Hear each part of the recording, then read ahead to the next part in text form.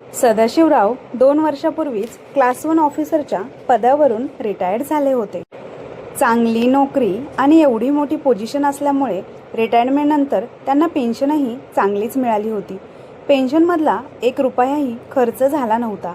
त्यामुळे सदाशिवरावांच्या अकाउंटवर भरपूर पैसे साचलेले होते. परंतु त्यांच्या सगळ्या पेन्शनच्या पैशांवर नजर ठेवून बसला होता तो म्हणजे त्यांचा मुलगा अविनाश. जेव्हापासून त्याचे वडील रिटायर्ड झाले तेव्हापासून तो वडिलांकडे फक्त पैशांचीच मागणी करत होता अमेरिकेला जाण्यासाठी. एक दिवस तर त्याने वडिलांना धमकी दिली, मला अमेरिकेला जाण्यासाठी पैसे द्या, नाहीतर मी इथे घरातच तुमच्यासमोर माझा जीव देईल.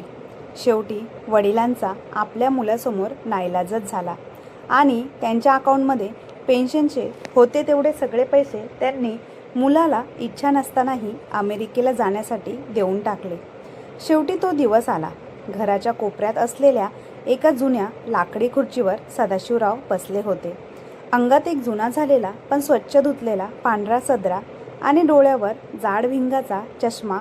ते शांतपणे वर्तमानपत्र वाचण्याचा प्रयत्न करत होते, पण त्यांचे लक्ष वारंवार आतल्या खोलीत येणाऱ्या सामानाच्या आवाजाकडे जात होते. आतल्या खोलीत अविनाश आपली बॅग भरत होता. ब्रँडेड कपडे, महागडे परफ्यूम्स आणि लॅपटॉप त्याच्या जगातील या सर्वात महत्त्वाच्या वस्तू होत्या. अमेरिकेला जाण्यासाठी आता फक्त काही तास उरले होते. त्याच्या चेहऱ्यावर एक वेगळीच चमक होती, पण ती आनंदाची नव्हती तर एका सुटकेची होती. अविनाश, काही हवंय का रे तुला प्रवासात? खायला लाडू करून ठेवले डब्यात, भरू का? सदाशिवरावांनी थरथरत्या आवाजात विचारले. अविनाशने रागातच बॅगची चेन ओढली आणि बाहेर येत म्हणाला, बाबा, किती वेळा सांगितले तुम्हाला, तिथे अमेरिकेत सगळं काही मिळतं आणि ते तुमचे तेलकट लाडू तिथे विमानतळावर सिक्युरिटीवाले फेकून देतील. नका करू माझं हसू तिथे. सदाशिवराव गप्पच बसले. त्यांना आठवलं याच लाडूंसाठी लहानपणी अविनाश हट्ट करायचा. पण आता काळ बदलला होता. अविनाश आता मोठा झाला होता. मोठा म्हणजे फक्त वयाने आणि पैशाने नाही, तर तो वैचारिकदृष्ट्या स्वतःला खूप मॉडर्न समजू लागला होता. आता त्याला त्याच्या वडिलांच्या साधेपणाची, त्यांच्या तुटक्या चपलांची लाज वाटू लागली होती. काही दिवसांपूर्वीची गोष्ट. अविनाशचे काही उच्च शिक्षित मित्र घरी आले होते. सदाशिवराव नेहमीप्रमाणे त्यांना पाणी द्यायला पुढे गेले. जेव्हा अविनाशने त्यांना हातानेच बाजूला व्हायची खूण केली आणि मित्रांना म्हणाले, हे आमचे केअरटेकर आहेत, आमचं घर सांभाळतात. वडिलांच्या काळजात त्या शब्दांनी आरपार जखम केली होती, पण तरीही ते हसून बाजूला झाले. मुलाच्या प्रगतीत आपण अडथळा ठरू नये हेच त्यांना वाटत होते. बॅगा भरून झाल्या? सदाशिवरावांनी विचारलं. हो, झाल्या. आणि ऐका, अविनाश वडिलांच्या डोळ्यात न बघता बोलू लागला, मी तिथे गेल्यावर खूप बिझी असेल. तिथे गेल्या गेल्या फोन करणं शक्य होणार नाही. आणि हो, इथल्या नातेवाईकांना सांगत सुटू नका की तुमचा मुलगा अमेरिकेत गेलाय. नाहक पैशांची मागणी करायला येतील सगळे. सदाशिवरावांना वाटत होतं की मुलगा जाताना किमान त्यांचे पाय धरेल, आशीर्वाद घेईल. पण अविनाशला घाई होती ती फक्त या घरातून आणि या माणसांपासून दूर जाण्याची. त्याला वाटायचं की ही माणसं म्हणजे त्याच्या प्रगतीच्या मार्गातले दगड आहेत. अविनाश, तिथे खूप थंडी असते असं ऐकलंय, हे स्वेटर सोबत घे. वडिलांनी एक जुना पण उबदार स्वेटर पुढे केला. अविनाशने तो स्वेटर बघितला आणि उपरोधिकपणे हसून म्हणाला, बाबा, अमेरिकेत जे स्वेटर मिळतात ना, त्यांची किंमत तुमच्या 2 महिन्याच्या पेन्शन इतकी असते. हे जुनं कापड तिथे कोणी घालत नाही. प्लीज तुमचे हे मागासलेपण तुमच्याकडेच ठेवा. त्या रात्री अविनाशने जेवणही केले नाही. त्याला त्या घराचा वास, ती शांतता आणि वडिलांचे ते केविलवाणी चेहरे नकोसे झाले होते. त्याला खुणावत होते ते न्यूयॉर्कचे लखलखते दिवे आणि तिथली हायफाय लाईफस्टाईल. त्याला वाटत होतं की एकदा तो विमानात बसला की त्याचं या देशाशी आणि या म्हाताऱ्या माणसांशी असलेलं शेवटचं नातंही तुटून जाईल. पहाटेची वेळ झाली. टॅक्सी दाराशी उभी होती. अविनाशने आपली बॅग उचलली. सदाशिवराव दारापर्यंत आले. त्यांचे डोळे पाणावलेले होते. त्यांना आठवत होतं जेव्हा अविनाश पहिल्यांदा शाळेत गेला होता तेव्हा त्यांनी त्याला खांद्यावर बसून नेलं होतं. आज तोच मुलगा त्यांना एका शब्दानेही न विचारता निघून चालला होता. निघतो मी, अविनाश कोरडेपणाने म्हणाला, जा बाबा, सांभाळून राहा. वेळ मिळाला तर फोन करत जा. सदाशिवरावांच्या आवाजातील अतरता अविनाशला शिवलीच नाही. टॅक्सी सुरू झाली आणि धूळ उडवत निघून गेली. सदाशिवराव एकटेच त्या अंधाऱ्या दारात उभे राहिले. त्यांना माहिती नव्हतं की ज्या मुलाला त्यांनी जीवापाड जपलं तो आता फक्त शरीराने नाही तर मनानेही खूप लांब गेला होता. अविनाशसाठी हे एका नव्या आयुष्याचं स्वप्न होतं, पण सदाशिवरावांच्या आयुष्यात आता फक्त एक भीषण शांतताच उरणार होती. अविनाशने खिडकीतून मागे वळून पाहिलं नाही. त्याला वाटलं सुटलो एकदाचा या लाज वाटणाऱ्या आयुष्यातून. पण त्याला हे माहिती नव्हतं की नशिबाचा फेरा जेव्हा फिरतो तेव्हा स्वतःची रक्ताची लाज वाटणाऱ्या माणसांना वेळ कसं उत्तर देतं. विमानाने टेक ऑफ घेतलं आणि पुण्याची ती परिचयाची माती, गल्ल्या आणि ते जुनं घर अविनाशच्या नजरेआड झालं. ढगांच्या वर गेल्यावर अविनाशला एक प्रकारचा विजय मिळाल्यासारखंच वाटलं. त्याने मनातल्या मनात स्वतःला सांगितलं, अविनाश, आता मागे वळून बघायचं नाही. तू या अशा जगासाठी जन्माला आल्या आहेस जिथे प्रतिष्ठा आहे, पैसा आहे आणि सर्वात महत्त्वाचं म्हणजे जिथे तुला तुझ्या वडिलांच्या साध्या राहणीमानाची लाज बाळगावी लागणार नाही. अमेरिकेत उतरल्यावर तिथल्या लखलखत्या जगाने त्याला भुरळ पडली. उंच इमारती, शिस्तबद्ध जीवन आणि डॉलरचा पाऊस. सुरुवातीचे काही महिने तो सेटल होण्यात गेला. त्याने एक आलिशान अपार्टमेंट भाड्याने घेतले, नवीन कार घेतली आणि मोठ्या कॉर्पोरेट ऑफिसमध्ये त्याचे नाव गाजू लागले. त्याच्या आयुष्यात आता सदाशिवराव नावाच्या वडिलांसाठी कोणतीही जागा उरली नव्हती. सुरुवातीला सदाशिवराव आठवड्यातून एकदा शेजारच्या कुलकर्णींच्या फोनवरून अविनाशला फोन करायचे. हॅलो अविनाश, अरे पोरा, कसा आहेस? नीट जेवतोस ना? तिथे खूप थंडी असेल, स्वेटर घालतोस ना? वडिलांचा तोच जुना काळजीत भिडालेला आवाज.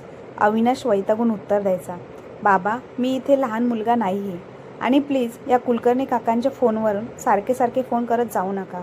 लोक काय विचार करतील? माझा स्वतःचा आयफोन आहे, पण मला तुमच्याशी बोलायला वेळ नसतो. मी खूप बिझी आहे, कामाचं प्रेशर असतं, असं म्हणत तो फोन कट करायचा. हळूहळू त्याने वडिलांचे फोन उचलणे पूर्ण बंदच करून टाकले. पुण्यात मात्र सदाशिवरावांचे आयुष्य थांबल्यासारखे झाले होते. घराच्या प्रत्येक कोपऱ्यात त्यांना अविनाशच दिसायचा. भिंतीवर लावलेल्या अविनाशचा पदवी घेतानाचा फोटो ते तासनतास बघत बसायचे. शेवटी विचारायचे की काय सदाशिवराव, चिरंजीवांचा फोन येतो का? तेव्हा ते खोटे हसून सांगायचे, हो, कालच बोलणं झालं. खूप मोठा साहेब झालाय माझा पोरगा, त्याला वेळ नसतो फारसा, पण खूप प्रेम करतो माझ्यावर. आपल्या मुलाची अब्रू राखण्यासाठी ते जगाशी खोटं बोलत होते, पण आतून त्यांचं हृदय तुटत होतं. एकदा सदाशिवरावांची तब्येत खूप बिघडली. पावसाळ्याचे दिवस होते. जुन्या घराच्या छतातून पाणी गळत होतं. त्यांना जोराचा ताप भरला होता. त्यांनी खूप प्रयत्न करून अविनाशला ईमेल केला, मेसेज केले. शेवटी एका शेजाऱ्याने अविनाशला फोन लावून दिला. काय आहे? मी मीटिंगमध्ये आहे. अविनाशचा तोच कोरडा आवाज, अविनाश, बाबांची तब्येत ठीक नाही आहे रे, त्यांना दवाखान्यात न्यायला हवं. थोडे पैसे पाठवले असते तर. शेजाऱ्यांनी परिस्थिती सांगितली. अविनाशने चिडून उत्तर दिलं, त्यांना सांगा सरकारी दवाखान्यात जायला. माझ्याकडे आता ट्रान्सफर करायला वेळ नाही. आणि त्यांना म्हणावं, म्हातारपणी थोडं जपून राहत जा. मी पुढच्या महिन्यात बघतो काय करायचं ते. पैसे तर आले नाहीतच, पण वडिलांच्या मनाला जो आधार हवा होता तोही मुलाने दिला नाही. उलट त्या रात्री अविनाश न्यूयॉर्कच्या एका मोठ्या क्लबमध्ये आपल्या मित्रांसोबत महागडी वाईन पीत पार्टी करत होता. तिथे तो सांगत होता की त्याचे वडील भारतात मोठे बिझनेसमॅन आहेत आणि ते शांतता हवी म्हणून जुन्या घरात राहतात. खोट्या प्रतिष्ठेसाठी तो रक्ताच्या नात्यालाही विसरला होता. 2-3 वर्ष उलटली. सदाशिवरावांनी आता फोन करणे सोडून दिले होते. त्यांना समजले होते की त्यांचा मुलगा आता त्यांचा राहिला नाही.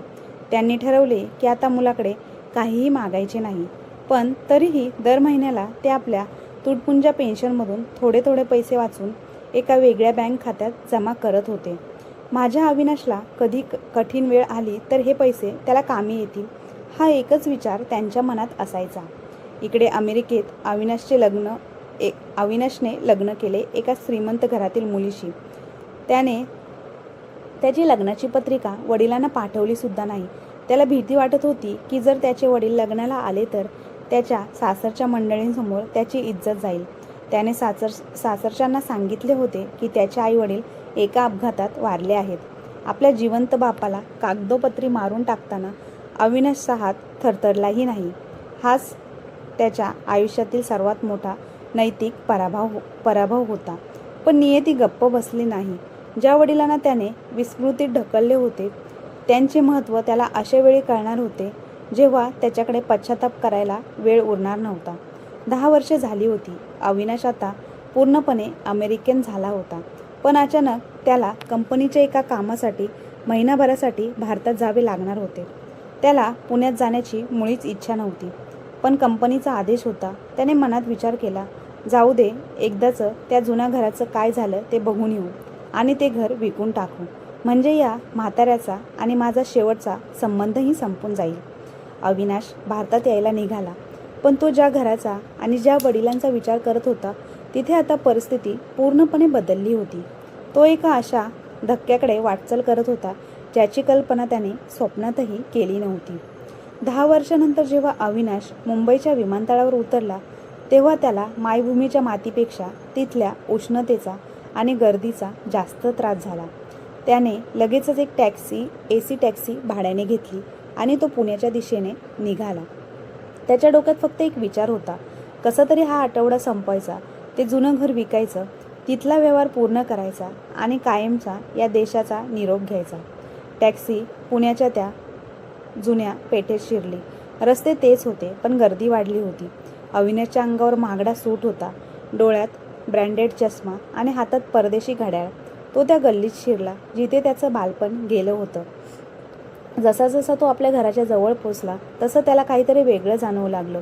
त्याला अपेक्षित होतं की तिथे तेच मोडकळीस आलेलं घर असेल, समोरची ती जुनी लाकडी खुर्ची असेल आणि कदाचित लाचारीने त्याचे वाट बघणारे त्याचे वडील असतील. पण तिथे पोचतात टॅक्सी थांबली आणि अविनाशचा विश्वासच बसेना. त्या जुन्या पडक्या वाड्याच्या जागी आता एक पांढरी शुभ्र 2 मजली आधुनिक इमारत उभी होती. इमारतीवर एक मोठी पाटी लागली होती, मातृ पितृ सावली सेवा आश्रम. अविनाश टॅक्सीतून खाली उतरला. त्याच्या पायाखालची जमीन जणू सरकलीच. माझं घर कुठे गेलं आणि हे काय आहे, तो गोंधळून गेला. त्याने विचार केला की कदाचित वडिलांनी घर विकून टाकलं असेल आणि ते कुठेतरी भाड्याच्या खोलीत राहत असतील. त्याला रागाचा एक झटका आला. माझ्या परवानगीशिवाय त्यांनी घर कसं विकलं? तो रागाने त्या आश्रमाच्या गेटमधून आत शिरला. आतलं वातावरण खूप शांत होतं. बागेत काही वृद्ध माणसं बसली होती. कोणी वर्तमानपत्र वाचत होतं तर कोणी देवाचं नाव घेत होतं. अविनाश तडक तिथल्या रिसेप्शन काउंटरजवळ गेला. तिथे एक तरुण मुलगी बसली होती. कोणाला भेटायचे तुम्हाला? तिने नम्रतेने विचारलं. मला सदाशिव देशपांडे यांना भेटायचं आहे. हे घर आमचं होतं. इथे हा आश्रम कधीपासून झाला? अविनाशचा आवाज चढलेला होता. ती मुलगी क्षणभर त्याच्याकडे बघतच राहिली. तुम्ही अविनाश, सदाशिव काकांचे मुलगे? तिने आश्चर्याने विचारले. अविनाशने होकार दिला. तिने एक दीर्घ श्वास घेतला आणि बाजूला असलेल्या एका केबिनकडे बोट दाखवलं. तुम्ही मॅनेजरला भेटा, ते तुम्हाला सगळं सांगतील. अविनाश मॅनेजरच्या केबिनमध्ये गेला. तिथले मॅनेजर 60-65 वयोगटाचे गृहस्थ होते. अविनाशची ओळख पटताच त्यांच्या चेहऱ्यावरचे भाव बदलले. त्यांच्या डोळ्यात आदर नव्हता तर एक प्रकारची चीड होती. या अविनाश बाबू, या 10 वर्षांनी तुम्हाला घराची आठवण आली? मॅनेजर उपरोधिकपणे म्हणाले. मला उपदेश नकोय. माझे वडील कुठे आहेत आणि हे घर कसं काय बदललं? अविनाश तावातावाने म्हणाला. मॅनेजर खुर्चीतून उठले आणि खिडकी बाहेर बघत म्हणाले. 5 वर्षापूर्वी तुमच्या वडिलांची तब्येत खूप बिघडली होती. त्यांच्याकडे उपचाराला पैसे नव्हते आणि या घराची डागडुजी करायलाही कोणी नव्हतं. त्यांनी तुम्हाला खूप फोन केले पण तुम्ही कधी फोन उचलले नाही. शेवटी त्यांनी निर्णय घेतला की हे घर, ही जमीन ते एका चॅरिटेबल ट्रस्टला दान करतील, या अटीवर की तिथे अशा वृद्धांसाठी आश्रम बांधला जाईल ज्यांना त्यांच्या मुलांनी तुमच्यासारखंच वाऱ्यावर सोडलं आहे. अविनाशला खूप मोठा झटका बसला. दान केलं पण माझा हिस्सा? मॅनेजर जोरात हसले. पण त्या हसण्यात दुःख होतं. हिस्सा? अविनाश, ज्या बापाने रक्ताचं पाणी करून तुला अमेरिकेत पाठवलं त्याचा हिस्सा तू कधी दिलायस का? पण काळजी नको करूस. सदाशिवराव बाप आहेत, त्यांनी त्यांच्या हिस्स्यातील सर्व संपत्ती या आश्रमाला दिली, पण तुझा हिस्सा आजही बँकेत तुझ्या नावाने सुरक्षित ठेवला आहे. अविनाश आता शून्य झाला. त्याला काय बोलावं सुचेना. पण ते आता कुठे आहेत? मला त्यांना भेटायचे आहे, त्याने हळू आवाजात विचारलं. मॅनेजरने शांतपणे सांगितलं, ते याच आश्रमात आहेत. मागच्या 2 वर्षापासून त्यांना अर्धांगवायूचा पॅरालिसिसचा झटका आला आहे. ते हालचाल करू शकत नाहीत, बोलूही शकत नाहीत. चला, मी नेतो तुम्हाला त्यांच्याकडे. आता अविनाशचे पाय जड झाले होते. तो मॅनेजरच्या मागे मागे चालू लागला. एका शांत खोलीत पांढऱ्या चादरीवर एका अस्थिबंध झालेला देह पडला होता. चेहऱ्यावर सुरकुत्या, पांढरे केस आणि डोळे छताकडे लागलेले. हे त्याचेच वडील होते, जे एकेकाळी त्याला खांद्यावर बसून पूर्ण जत्रा फिरून आणायचे. आज ते ओळखताही येत नव्हते. वडिलांना त्या अवस्थेत बघताच अविनाशच्या काळजाचा ठोका चुकला. ज्या माणसाची त्याला लाज वाटत होती, तो आज मृत्यूशी झुंज देत होता. तो वडिलांच्या खाटेजवळ गेला. वडिलांनी हळूच मान वळवले. त्यांनी अविनाशला पाहिलं. 10 वर्षाचा राग, अपमान आणि दुःख वडिलांच्या त्या थकलेल्या डोळ्यातून पाणी बनून वाहू लागलं. ते बोलू शकत नव्हते, पण त्यांच्या डोळ्यातून एकच प्रश्न येत होता. अविनाश, इतके दिवस कुठे होतास रे? अविनाशच्या पायाखालची जमीन खरोखरच सरकली होती. त्यांना वाटलं होतं की तो इथे संपत्तीचा व्यवहार करायला आला होता, पण नियतीने त्याला त्याच्या आयुष्यातल्या सर्वात मोठ्या बापाची जाणीव करून दिली होती. तो तिथेच गुडघ्यावर बसला आणि त्याच्या तोंडातून शब्द फुटले, बाबा. अविनाश वडिलांच्या खाटेजवळ सुन्न होऊन बसला होता. ज्या हाताने त्याला चालायला शिकवले होते, ते हात आज लुळे पडून खाटेच्या बाजूला निर्जीव पडले होते. सदाशिवरावांच्या डोळ्यातून अश्रूंच्या धारा वाहत होत्या. ते काहीतरी बोलण्याचा प्रयत्न करत होते.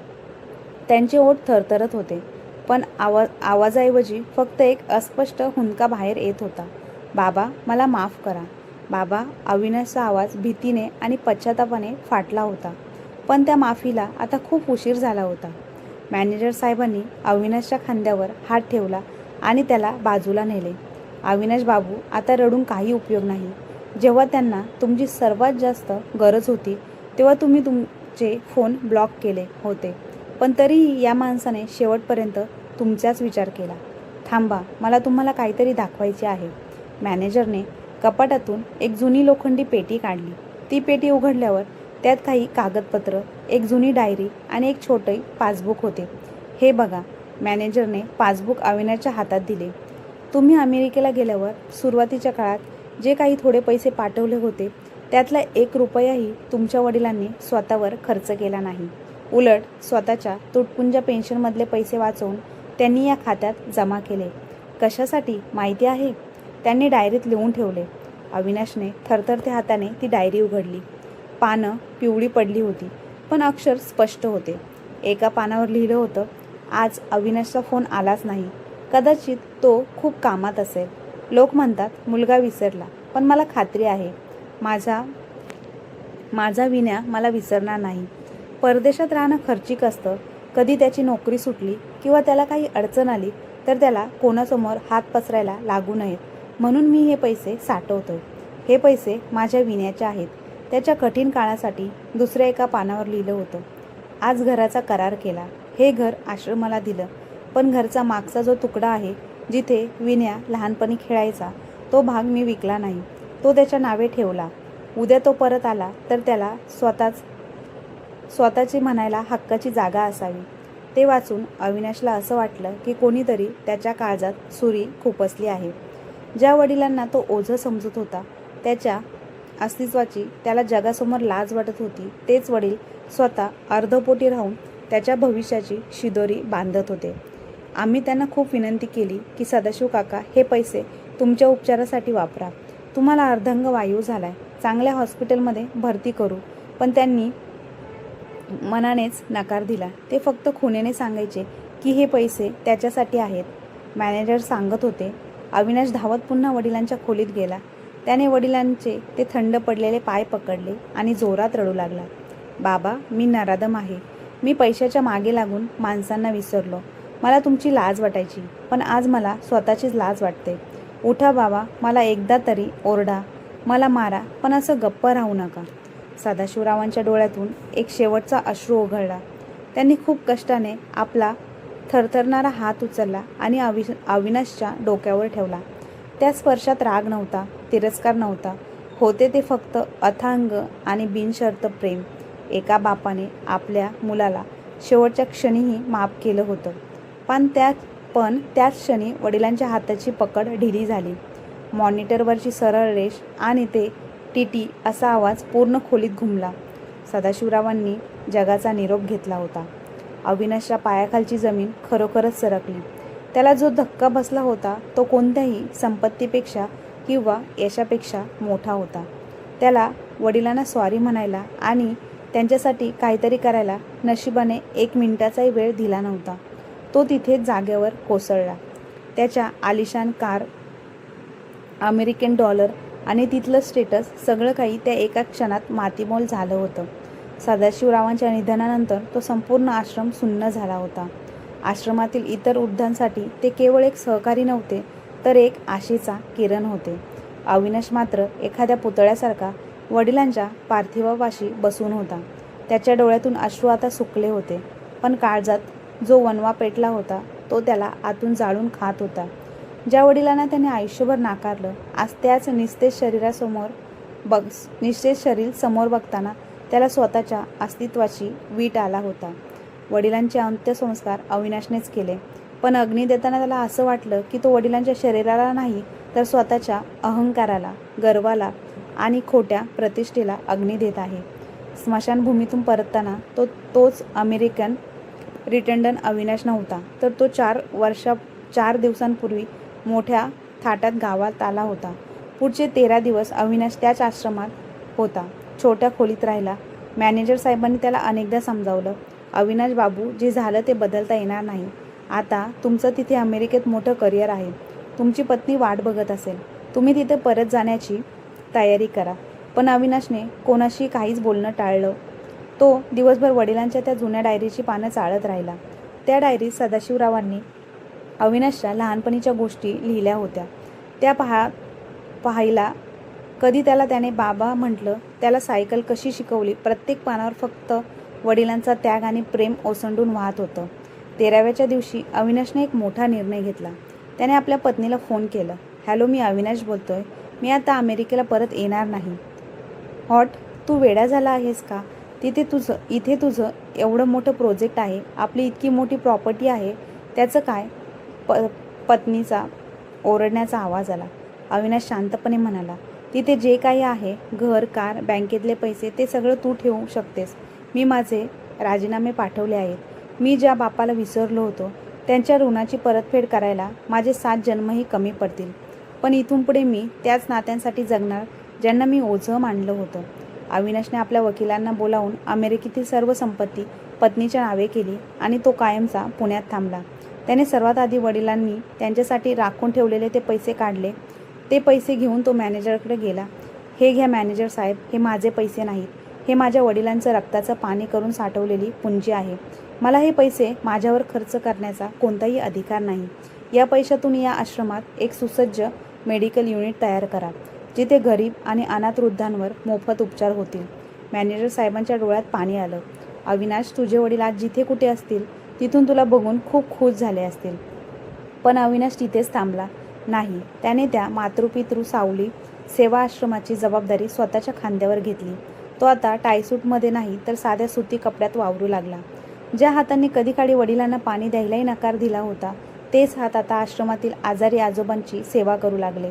कोणाचे पाय देऊ लागले तर कोणाला जेवण भरू लागले. एके दिवशी संध्याकाळी अविनाश बागेत एका बाकेवर बसला होता. त्याच्या कुशीत एक लहान मुलासारखं डोके टेकून एक वृद्ध गृहस्थ बसले, ज्यांना विस्मरणाचा आजार होता. अविनाश त्यांना थोपटत होता. तेव्हा त्यांना जाणीव झाली की ज्या सुखाचा शोध तो डॉलरमध्ये आणि अमेरिकेच्या लखलखत्या जगात घेत होता, ते सुख खरं तर वडिलांच्या या सेवेत आणि या निस्पृह प्रेमात होतं. तो रोज रात्री झोपण्यापूर्वी वडिलांच्या फोटोसमोर उभं राहून हात जोडायचा. त्याला आजही असा भास व्हायचा की बाबा तिथेच त्या कोपऱ्यात बसलेले आहेत आणि हसून त्याच्याकडे बघतायत. अविनाश आता आपला नावापुढचा डॉक्टर आणि इंजिनियर हा शब्द काढून टाकला होता. आता त्याची एकच ओळख होती त्या अभागी वडिलांचा मुलगा, जो आता शेकडो अनाथ वडिलांचा आधार झाला होता. त्याला मिळालेला तो धक्का त्याच्या आयुष्याला उद्ध्वस्त करणारा नव्हता, तर त्याला माणूस म्हणून पुन्हा जिवंत करणारा ठरला. त्याने जगाला हे दाखवून दिलं की जरी आपण आपल्या आईवडिलांना किती लांब सोडलं, तरी त्यांचं प्रेम आपल्या मुलांना, आपल्याला पुन्हा आपल्या मातीकडे ओढून आणतंच. तर मित्र आणि मैत्रिणींनो, तुम्हाला आजची कथा कशी वाटली कमेंट बॉक्समध्ये नक्की कळवा. आणि आजची कथा आवडली असल्यास आपल्या चॅनलला लाईक, शेअर, सबस्क्राईब नक्की करा. धन्यवाद.